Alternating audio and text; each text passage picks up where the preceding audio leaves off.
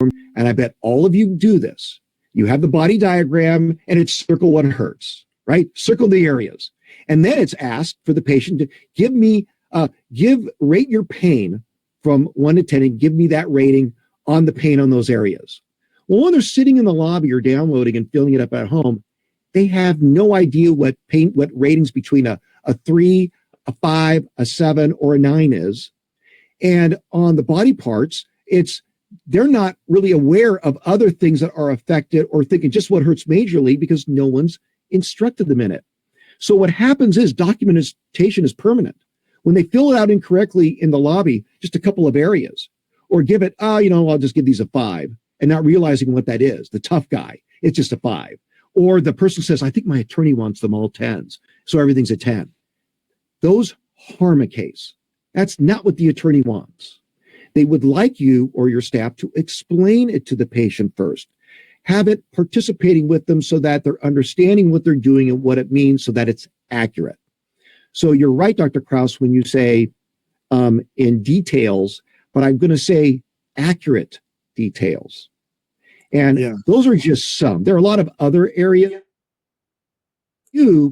that when an attorney sees this, it certainly comes out like in discovery. If I'm a defense attorney, I'm looking for those things. So I can poke holes in their case and sell it for far less, which means there's less to pay you guys too. Yes. Let's talk just a little bit more about forms.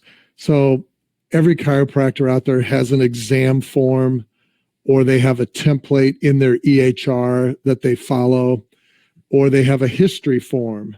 And some chiropractors even have an addendum or a special form for personal injury because it starts asking questions about the seatbelt. It asks questions about the vector and some of the things you already talked about. And again, without proper explanation to the patient, I 100% agree with you that without those explanations, it could have conflicts in the patient history. So I also believe that the chiropractor should be taking extended time in the history for up to an extra half an hour in some cases on complex cases so that we have details. So let's take this scenario. If a chiropractor check marks certain orthopedic range of motion with a goniometer and they start putting findings, but bending to the right causes increased pain radiating to the trapezius, some chiropractors just mark positive for pain, but they don't describe where the pain is actually located. Can you talk a little bit about maybe some of your other training that you might have or cases you've come across where even the chiropractor can't recall the details 2 years later when a case goes to court? Let's just expand on the importance of details besides checking a box on a form. Yeah, that's a really good point. And all of our memories fail. In fact, if you look into memory research, you'll find that what we tend to do is when time has passed, we end up making things up to fill a gap in our memory. And we end up believing that that gap is true, even though what we placed in it was wrong. And we would swear by it. So it's kind of like when I tell offices when you're communicating with law firms to keep a communications log, part of the processes, right? Because even whenever you call them, who from your office spoke with them, what day, okay? Who spoke with them, what time, who was it and what was said, and you put that in a comm log. Because let's say it's 2 years later, how can you prove what was said or not said? The communications log becomes a business record. It's actually admissible in court. And even if you're not having some sort of lawsuit where it comes in, it's much more reliable of what happened or what didn't happen. So I just equate that to anything. The more that you can put, the more specifically detailed you can be, the more you're going to protect yourself from attack, and the more you're going to be able to recall the truth. And you're doing it right. So do it right in the documentation. Documentation probably is the area around the country, especially in chiropractic, where chiropractors fail the most. Gotcha.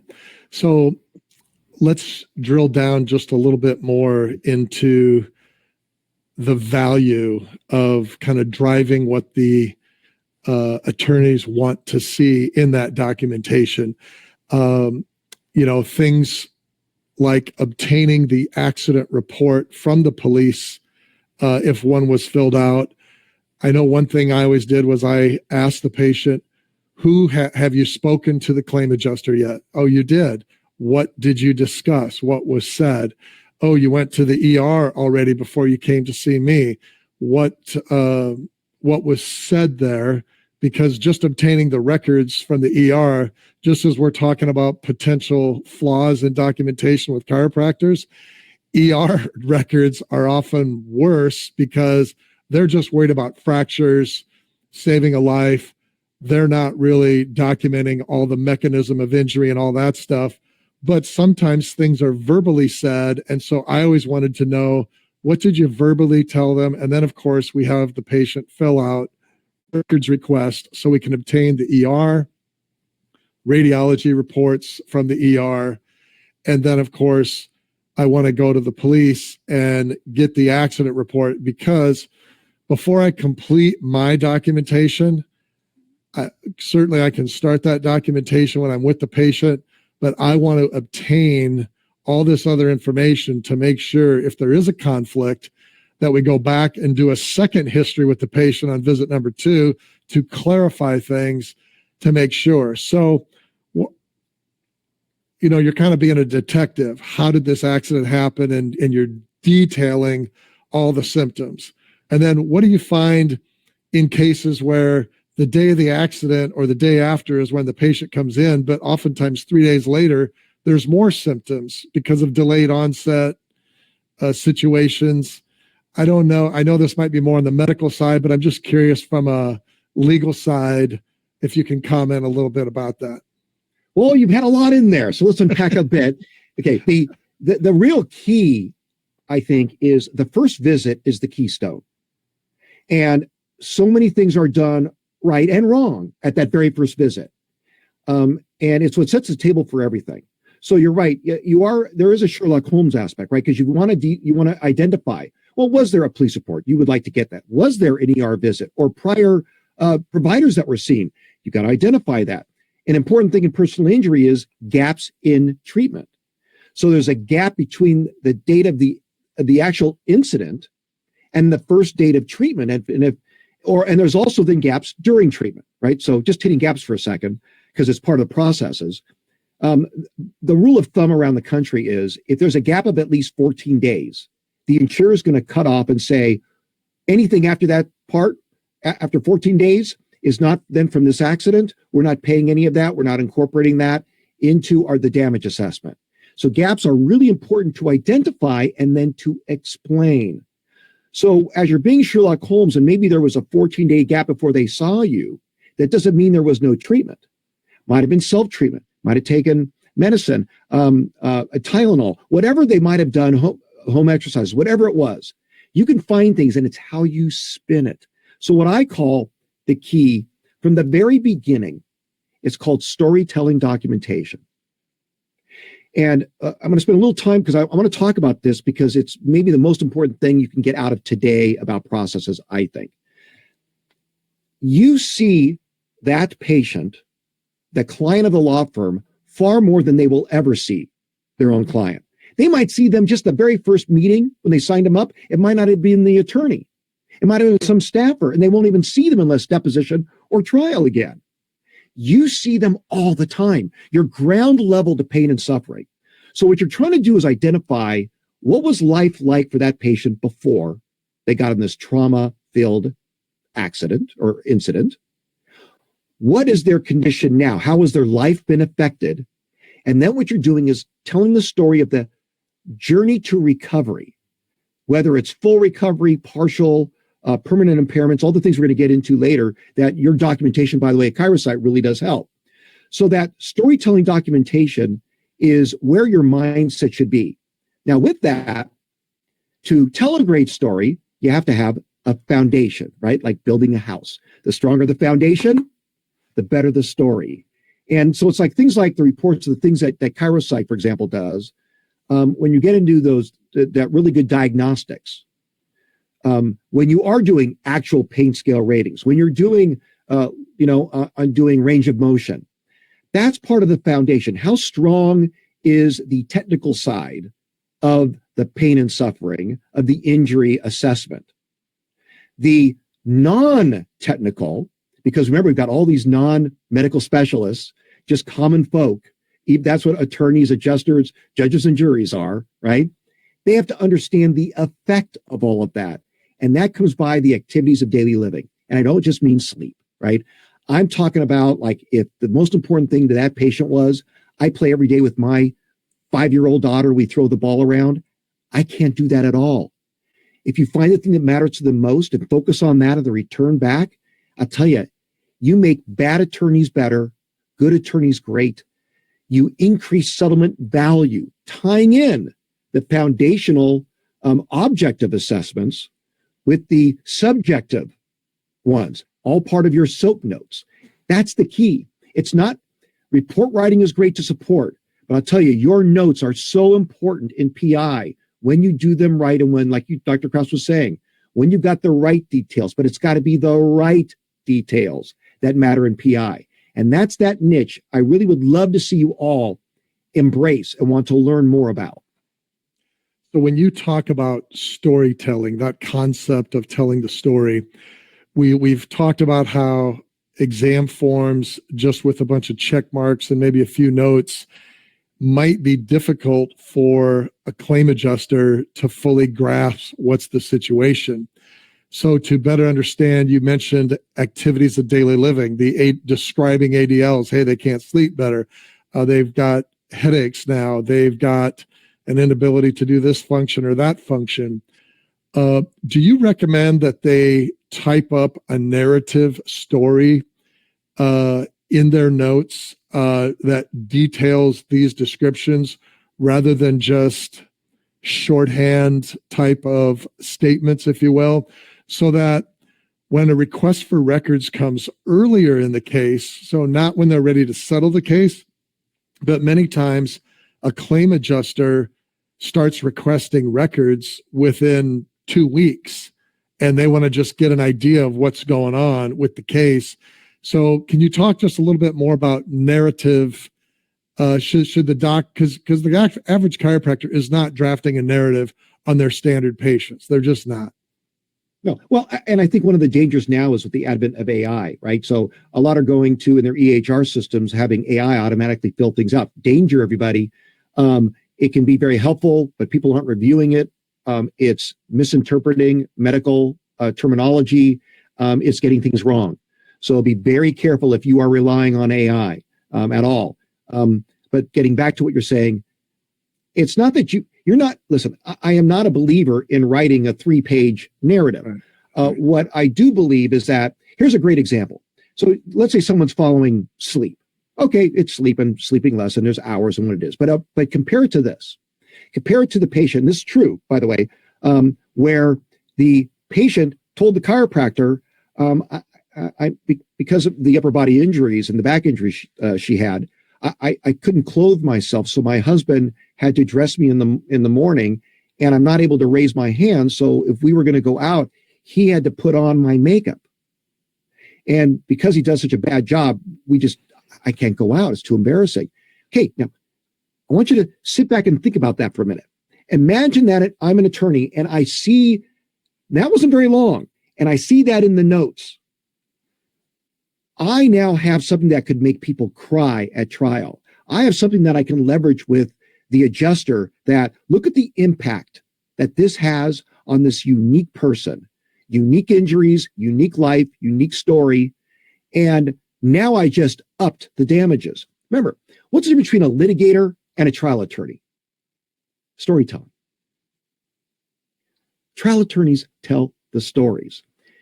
The great thing is that's what you can easily do. And you don't have to speak it verbally. You're just doing it. You're presenting the framework for the story. And that's what I'm talking about. So don't think you've got to write long narratives.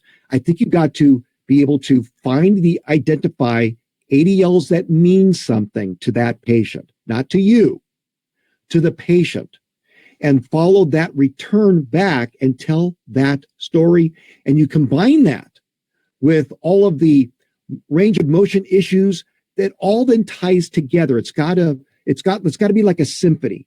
And the better the symphony, the better all the instruments are playing together, the more wonderful the music sounds. Fantastic.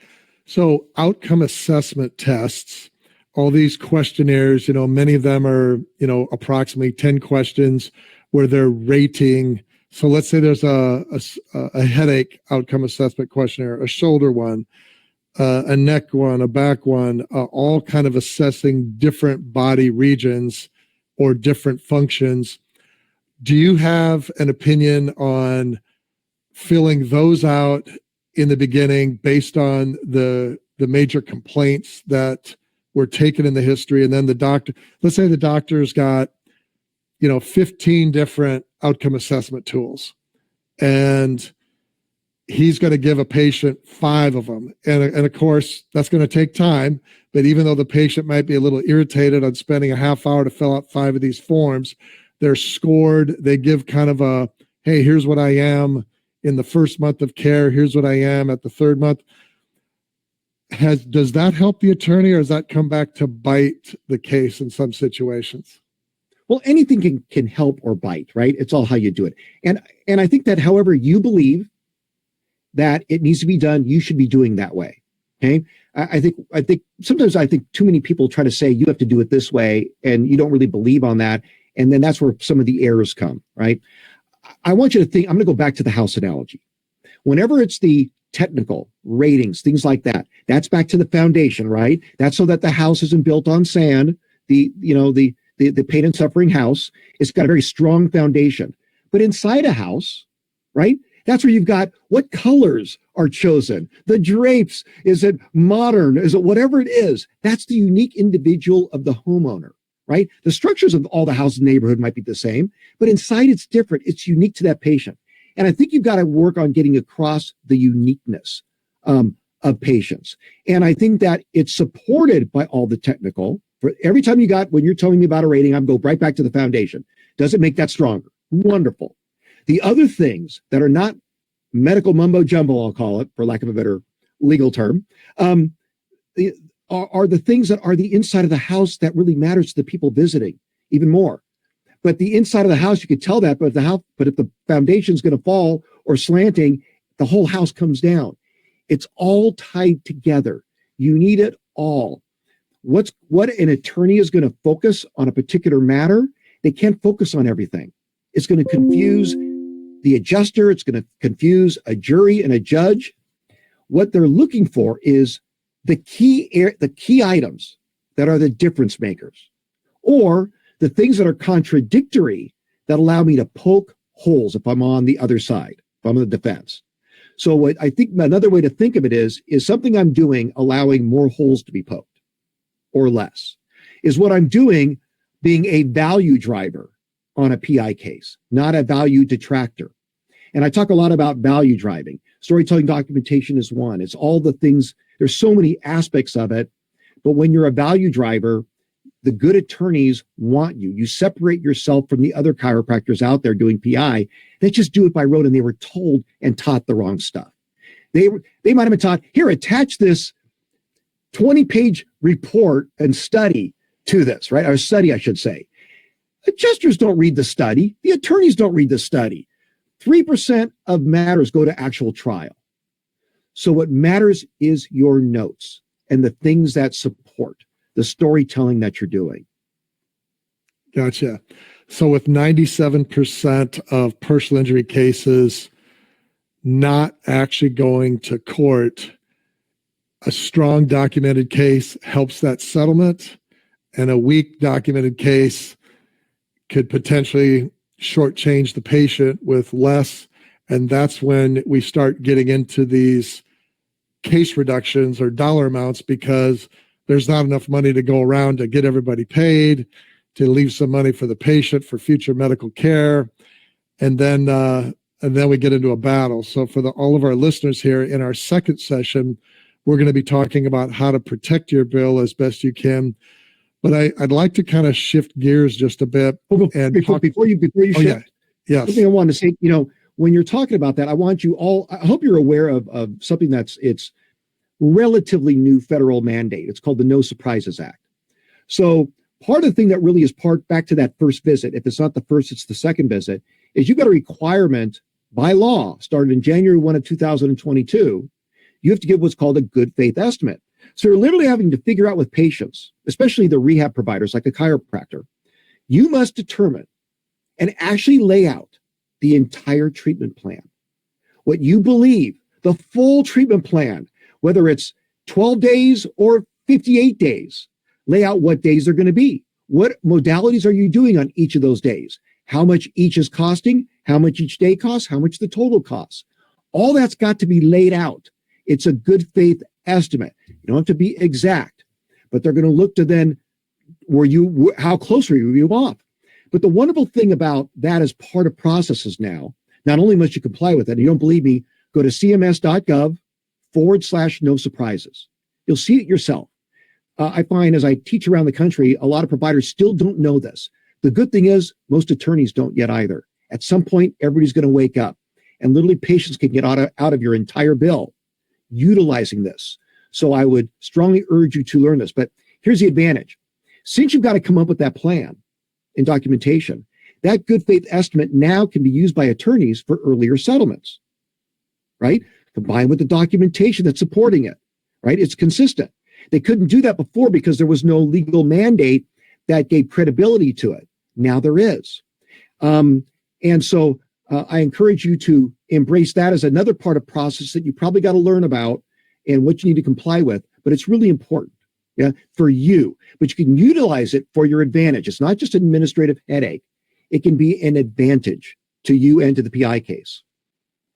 That's great advice. When imaging comes into play, whether the chiropractor is taking, let's say, a Davis series, a 7-view series of the neck, and x-rays of potentially other impacted areas, if there's radiculopathy or indications later on in the course of care, such as an MRI, have you found any correlation?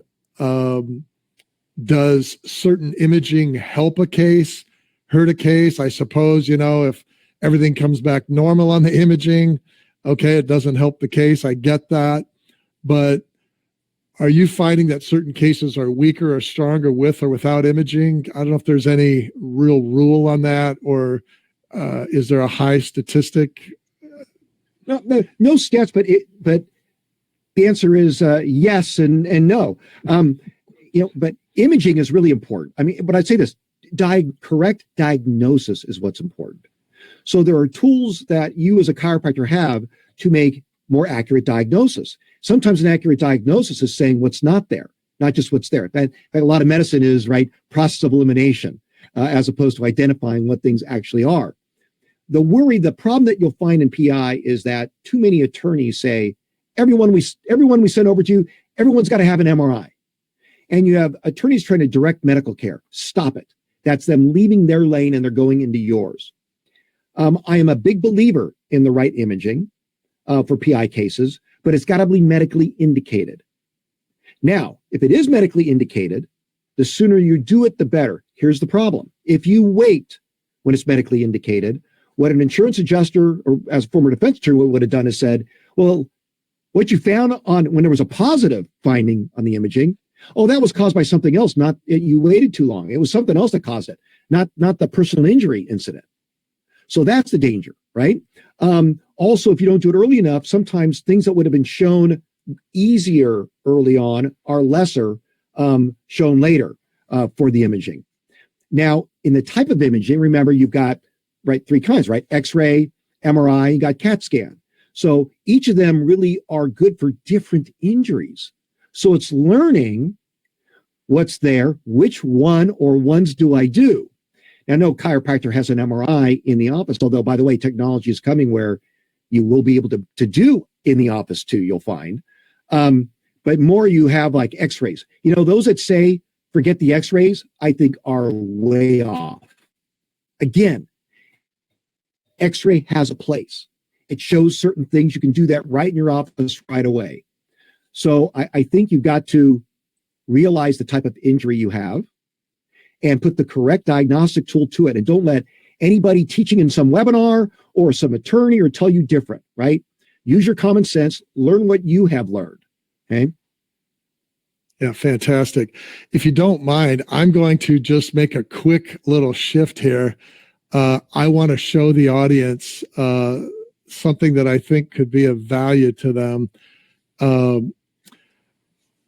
I'm only going to spend 1 to 2 minutes on this, and we are going to have a webinar in the future in July to teach chiropractors. It'll be a free webinar to teach you how to measure AOMSI, how to do an impairment rating, and how to present that in a report.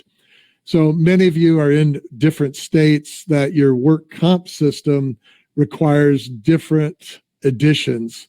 The 5th edition of the AMA Guides to the Evaluation of Permanent Impairment versus the 6th edition. And in most states, when it comes to PI, there is no rule or law on that. And so some attorneys like the 5th edition, some want the most recent, the 6th edition. But what is it besides the overall impairment rating to the whole person are we actually looking for? So when we talk about digital x-rays, a regular x-ray, people often wonder, well, how can you see a ligament on an x-ray? Well, it's evidence of ligament injury. So we all know what anterolisthesis is. So anterolisthesis oftentimes is a result of the posterior longitudinal ligament having a tear, or it's a retrolisthesis on a hyperextension injury where the anterior longitudinal ligament is torn, also potentially impacting the disc.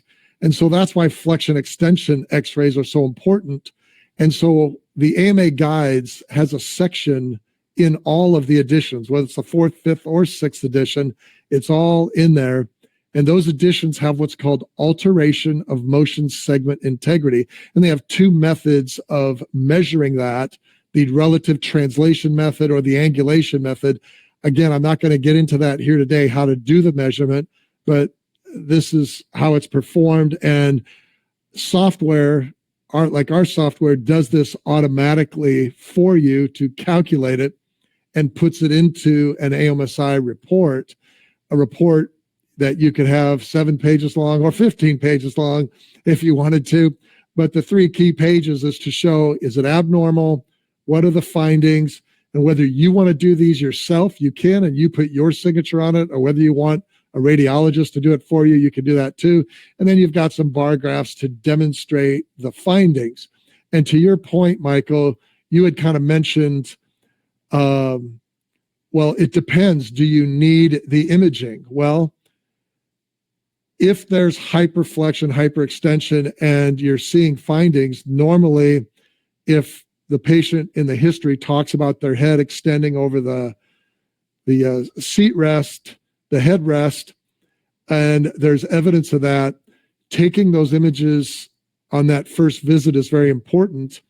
And yes, you can do this AOMSI measurement, but that's not valid at the beginning, because just for the listeners here, it's good to take those images up front. But when the patient has achieved MMI, maximum medical improvement, and their condition has stabilized and further treatment isn't going to get them any significantly better or improved, and the symptoms that they still have are flatlined, and that's the way it's going to be for a potential permanent residuals, then you would take those x-rays again and see, is AOMSI still present, after 6 months of care or a year of care, and they've achieved MMI and you think they have a permanent injury? That's when that evidence of pre and post is critical, because you cannot use AOMSI from the first visit to make any kind of impairment rating determination, because they haven't achieved MMI. So again, it goes back to helping and hurting the case. You have to know when to take those x-rays. And to your point, you do need to take it up front to prove it was there. And then, did it get worse? Did it get better with your treatment? And obviously the goal is it got better, but if it didn't get 100% recovered, there may be an impairment rating there. So that's just one example of imaging evidence. Well, the other thing that gets into that's important is it brings up the need. Remember, we talked about being a little Sherlock Holmes, is Was there, if they were at the ER, was there imaging there? Was there from the prior medical treater or a prior personal injury incident? You know, if my people get in one, they tend to, for whatever reason, get in more than one. When you get the prior imaging to compare, you know, people get afraid of pre-existing injuries. Don't. From an attorney perspective, a PI attorney, it can be the golden goose, because if you've got prior imaging that then showed where it was then and now you're able to show the current imaging and they're different, you're now able to quickly show there was an impact, there was an injury, there was a change. And even with pre-existing injuries, PI is now compensating for the exacerbation of the prior injury. And sometimes it's not just the prior injury. Prior injuries can make me more susceptible to other injuries. I'm weaker. My comorbidities now impact things, right? So that's all part of that story that gets put together as identifying as the cause of the injuries to that, but it can sometimes, it's got to tie in what happened before. Again, it's that storytelling that you're doing. I'm so glad you brought that up, because so many chiropractors, when they see, for example, degenerative changes or a reverse curve with DJD, DDD present, we all know that didn't come from the accident. However, there are studies showing that the recovery is slower because they had those pre-existing findings, and the injury oftentimes was set up. So because the patient's already in a state of, you could almost say, hyperflexion, and then now you put this forceful injury in there, that resulted in the tear or in a worsening, depending on what the imaging study shows. So to your point, pre-existing can sometimes help the case depending on what it is, but you're right. You need to address it up front. You need to document it. And then you need to explain why the symptoms they're having today were not due to those pre-existing conditions. Well, not just that. It's like, I mean, you talked about deposition before. It's like you're sitting at a deposition and a defense attorney is questioning you, right? And they're trying to say, well, why did you treat them so long? Isn't the normal PI patient, you're only going to see them this long? Well, it's because here's the comorbidities that this patient, everybody's unique. This patient was not the usual. Here's why. And when you lay that out, boy, do you establish your credibility. Boy, do you sway a judge, a jury. And by the way, then you sway an adjuster too. Just, you know, we don't want that going to trial. We're going to get tagged. We better settle this and settle it now. So you're seeing again how important the right investigation, being Sherlock Holmes, that first visit matters so much, what you're gaining, and then the work you got to do after the first visit because of what you've learned, and then tying it all together. And it's all down there back in your documentation, right? That is you. And the better your documentation, by the way, is, the less you're going to need to be deposed. And that's going to save you time. And where attorneys don't want to pay you as an expert, they want to try to pay you as a precipient witness. That's a whole other issue. We could, maybe deal with a different time. Yeah. Let's actually talk just a little bit about depositions. Okay. Go over for the audience. Why does an attorney on either side of the fence, the plaintiff or the defendant, what drives an attorney to want to do a deposition? I realize they might want to do a little bit more discovery, but is it also they want to see, what's this doctor like? How does this doctor answer certain questions? And would they even do such a thing on a small, I'm going to use $5,000 as a small case. Would they even do that? Well, I mean, in a deposition, whoever is taking the deposition has to hire a court reporter as transcribing. Now, more and more are being done by Zoom, and that's making it easier to do. So that can be a way to do it that cuts the costs down. But in the end, depositions have for various reasons. So one might be you handwrote your notes, and I can't read your handwriting. I got to talk to you and have you reread it and explain what you're doing so I can understand them. So you got to be, or you're abbreviating everything, right? So again, in PI, you're making it so that others can understand what you're doing because non-medical providers are reviewing. So that's a reason. The main reason that anybody's deposition is being taken, it's discovery is they call it a fishing expedition. So it's very broad to get into all kinds of things. And the reason that everybody does it is to evaluate, number one, the credibility of the people involved. So when they take your patient's deposition, it's to say, how sincere, how are they going to present themselves if they were before a jury? Are they going to have people crying in tears? Or are they going to have people hating them? And they do the same thing with medical providers. Is that like just this big ego doctor, like a TV guy that jurors are going to hate? Oh God, that's going to be bad for the plaintiff side. Or is it someone that's really good about explaining the mechanization going on? And boy, do I understand how significantly injured they were. Now you've really upped your game. Deposition is its own thing. Most providers probably rarely have a deposition because, like you're saying, the majority of PI matters are not large. They're smaller. So there's a cost element. And law firms don't want to invest money in transcripts, court reporters, and that. So they'd rather get away with not having to do it. But sometimes they're there, and defense attorneys are also going to do it. Certainly understand that the better your documentation, the better you have set your fees. Again, part of processes, have I set and can I support reasonable fees for what I do? That's a whole other area to talk about, but that's going to get hit at a deposition of court. Of course, part of profits, right? I mean, part of processes. So how did you set them? Can you justify them? Do you always reduce? If so, boy, have I poked as a defense attorney so many holes that you never get paid what you're worth.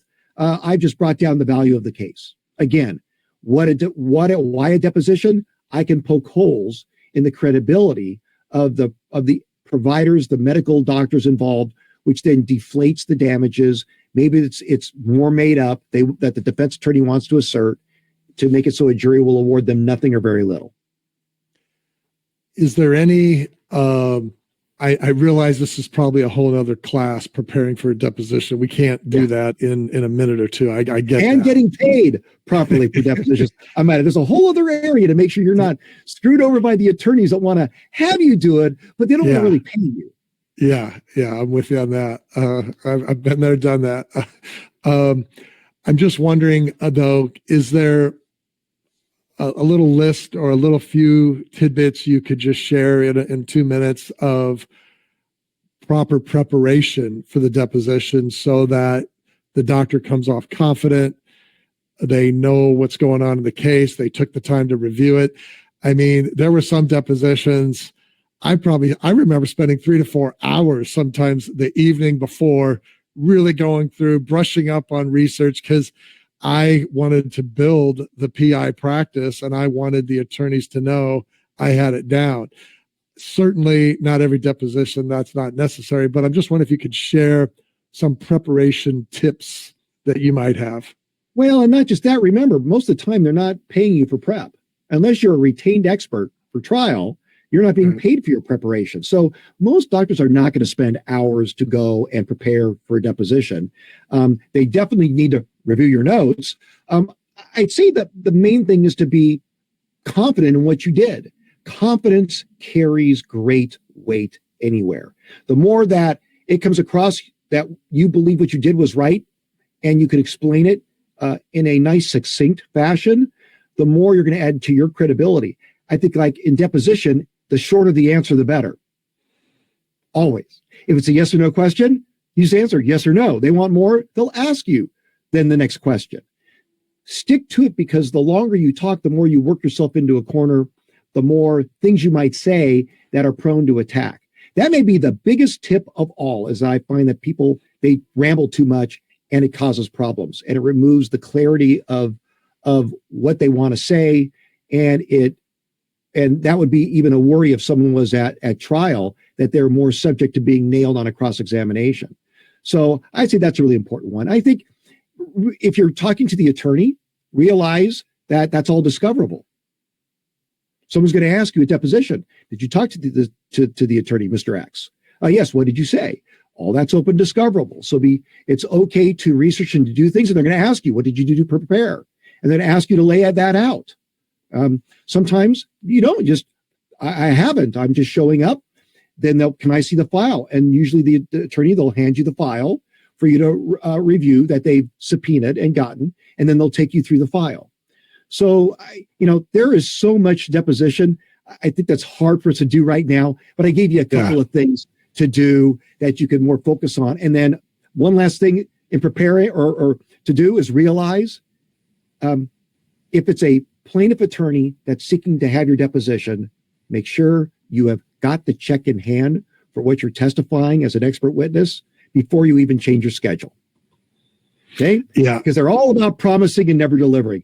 A defense attorney may not do it in advance, but they're going to be obligated to present it to you at the very start of the deposition. If they don't, then don't do it. Right? But they'll probably do a little more pushback, and they usually can. But on a plaintiff attorney, you got to be you got to watch. There's a lot of games that get played. I would often have my staff ask them when they were scheduling it, do you estimate that this deposition is going to be 2 hours, 3 hours, or just 1 hour? And of course, they're always going to say 1 hour because they probably know where you're going with this to get paid for 1 hour. Then, of course, what happens in the deposition, it drags out another hour. So then you got to get paid for the second hour. So, no. When you do that and you have that in writing, is at the end of the hour, I'm sorry, I was told it was an hour and I have something else planned. I cannot stay longer. You'll have to reset this another day. There you go. I love it. You gotta learn how to work attorneys as part of what I teach, coach, and train. Yes. So we did the same, what you suggested. We said you had to show up with the check and hand us the check prior to the deposition. And a couple law firms had a little pushback. We said, well, that's our rule. That's the way it is. And it always worked. We never had a problem. So that was great. So for the audience, we're getting close to the top of the hour. If you look in your GoToWebinar box on the upper right corner, there's a box with a question mark on it. Feel free to type in your questions and we'll go ahead and ask your question. So feel free to do that right now. We've got just a couple more questions I'll ask, and then we'll ask questions from the audience. In terms of charging for records, let's say a doctor has a relationship with a local attorney and they've been sharing referrals and it's a good relationship and, they're getting paid well. And do you recommend that they charge when records are requested? Do you recommend they charge for that? Can they, if the insurance company asks for the records, do you recommend they charge for that? Is it okay to have kind of a who you charge, who you don't? What are your thoughts? Well, I mean, I think go to your every state has a chiropractic board, and they usually have the rules about charging for records. And they have by the way, here's the rule that you haven't mentioned, and the rule is how long to provide them. And what you'll find is that you've got a timeline to provide. An error in processes, I find, and what we haven't talked about, and it's really important, maybe the most important process of all for you in personal injury is the signing of the right lien agreement. And we need to spend some time on that because all lien agreements are not the same. Most of you guys have gotten them from some attorney. And if it's from an attorney, who do you think it's to the advantage of, you or them? Just think about that. Okay. So they're not written in the best way to protect you. But what I do find is if an attorney has not signed it, I find that offices hold records hostage. I'm not giving it to you until you give me the letter of protection or you sign the lien. You can't do that. There's no ability or allowance exception in your chiropractic rules and ethical rules that allow you to delay providing the records. Doesn't mean you have to provide them right away. You can wait till the end of whether it's 15 days or whatever, but don't hold them hostage. Instead, you can declare a lien in default if they haven't signed it. But you might let's hit that because we cannot miss processes without missing liens and letters of protection. It is in all of commercial, we talked about like a house, right? The foundation and all of that. Well, in regular business, what protects all businesses the most? Most of you lease your office. Did you just walk in and use it, or do you have a lease agreement? You got a lease agreement. It may be 30 pages long. We're not saying liens aren't 30 pages, but it's there to provide the structure for the business and the business dealings. In personal injury, that one document is the medical lien agreement. Even if you're in an LOP state, you want to have patients sign the medical lien agreement, right? Because that's the person that's bound, and patients in PI generally owe the bill regardless of the outcome of the case. Some cases are bad, But you got to realize you want to make sure the patient understands, back to that first visit, the expectations. I don't mind considering a lien reduction, but I do it on a case-by-case basis. And just like your attorney wants to be fully paid, so do we. Right? And we'll get to more on that on being paid. And maybe we'll do, since we're running out of time, we'll hit lien agreement in the next session, because it is so key and critical, and I don't want to let that go. 100%. That's what I was hoping for in session 2. We'll dive deeper into the lien and protecting the bill, and tips on how to properly utilize the lien and how to negotiate full payment at the end. I do have a question here from Spencer.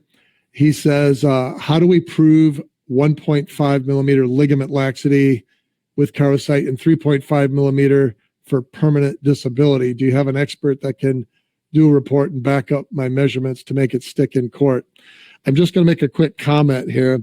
So I set my books out. So this is the 5th edition of the AMA guides. And that and the 4th edition deal with the 3.5 millimeter threshold, whereas the 6th edition book it's not even in there. So you have to use the AB ratio or the 20% rule for that. Even my discussion with the godfather of PI from a chiropractor perspective, Arthur Croft, I've had dinner with him twice, and I asked him the question. So this might be helpful to you, Spencer. Even Arthur Croft said, the chiropractor is completely qualified to present an AOMSI and impairment rating in court. You don't need a radiologist. There's no law or rule saying you need a radiologist. It's not necessary. Even the AMA guides themselves, including the 5th edition, which is the one you're referring to with the 3.5 millimeter, it actually states in here, and all the training I've had from the actual author of this book, I've had multiple conversations with him. He's one of the 5 authors. He said chiropractors are completely qualified to use the AMA guides to do the impairment rating. But to your point, it has to be greater than 3.5 millimeters in the 5th edition on a anterolisthesis or a retrolisthesis on that measurement on one and the other. And if you're seeking a second opinion, we do provide that through our Telerad product. We have radiologists who will do it for you. But I'm just saying to you, you don't need to go through that expense. But if you want to pay, $170 to do that, and they sign the report, you can do that. But I'm letting you know, you can do it yourself. And the measurement's the measurement. I've heard so many people out there, well, I don't want to be accused of being biased. Why would you be biased? That's an attack on your integrity. How dare they say you're biased? You're reporting the facts. You're reporting what the measurement is, and that's it, and your confidence will tell it. So you can go either way, a backup with a radiologist, or you can have the report signed by yourself. You can do it either way. We're at the top of the hour, so Michael, I want to say thank you very much for giving us your time and expertise. I'm going to send an email to everybody after the next session, which will contain a summary of some of the things we talked about here. And I will give you Personal Injury Made Easy contact. And I'll even have, Michael, if you wouldn't mind, just maybe if you want to send everybody your contact information, if they're interested in buying your book, you can get it on Amazon, Personal Injury Made Easy on Amazon. Or if they're interested in some of the other services that you have where you fight to go get the bill paid, or consulting services that you offer, they can certainly find you. I believe your website is pimadeeasy.com, or is it personalinjurymadeeasy.com? They both work, and you can email me at michael@pimadeeasy.com. But, in the end, it's every practice is unique, just like the patient is. And so I think all of you maybe you've never done PI, maybe you did PI and you such a bad taste in your mouth, you stopped doing it. Maybe you do just a little, maybe you do a lot. There's ways to help all of you. I don't care what situation you're in. There's always a way to better. And what I get disappointed seeing is too many chiropractic offices that are just struggling to pay the bills versus, that are thriving. And remember I said, money and mission. The more money you make, the more mission you get to do. And that's what I want to see. My purpose and my team and my company is to enable you to do more of your mission. I love that. And I'm so glad you brought that up because, I used to own 18 different practices, and some clinics, the doctors love being in PI. And so they might only see 100 people a week, yet they were $1 million practice because they were in heavy PI. And then I had other docs who were super busy seeing 250 visits a week, but their practice was worth $500,000 because they were completely uncomfortable. They wanted family care only. They did not want to get involved with personal injury. It just made them too uncomfortable. But again, you've already reported that 97% of PI cases don't even go to a deposition or go to court. And if you're good at documentation and telling the story, it's a great revenue stream for your practice. So, now, by the way, 97% settle and don't go to trial. Don't go to trial. Okay. There might be a deposition. That's all right. Okay. Fantastic. Thanks for the clarification. Details matter. So thanks everybody for attending. Next week, this same time, we have session 2, and we'll get into the lien, how to get your bill paid in full most of the time. And we look forward to seeing you next time. Thanks again for attending, everybody. And thanks again, Michael. Bye.